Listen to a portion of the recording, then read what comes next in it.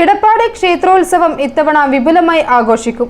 രാവിലെ ചേർന്ന ഇടപ്പാടി ദേവസ്വം വാർഷിക പൊതുയോഗമാണ് പരിപാടികൾക്ക് അനുമതി നൽകിയത്. 25 ലക്ഷം രൂപയുടെ ബജറ്റാണ് ഉത്സവ നടത്തിപ്പിനായി തയ്യാറാക്കിയിട്ടുള്ളത്.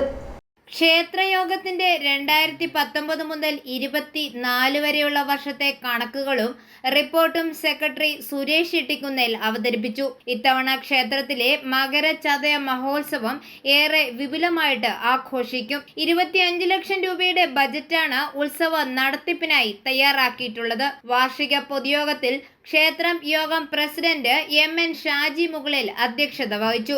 സമ്മേളനം മീനച്ചിൽ യൂണിയൻ ചെയർമാൻ കൂടിയായ സുരേഷ് ഇട്ടിക്കുന്നേൽ ഉദ്ഘാടനം ചെയ്തു. Satheesh Mani, NK Lavan, KR Shaji, CT Rajan, Vaikom Saneesh Shanthi, Chandramathi teacher തുടങ്ങിയവർ ആശംസകൾ അർപ്പിച്ച് സംസാരിച്ചു.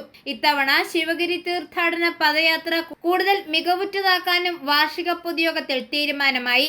പദയാത്രയിൽ പങ്കെടുക്കുന്നവർക്കുള്ള പീതാംബര ദീക്ഷ വൈകിട്ട് ക്ഷേത്ര സന്നിധിയിൽ നടന്നു. മേൽശാന്തി വൈക്കം സനീഷ് ശാന്തികൾ പദയാത്രികർക്ക് പീതാംബര ദീക്ഷ നൽകി. i4u ന്യൂസ്, പാല.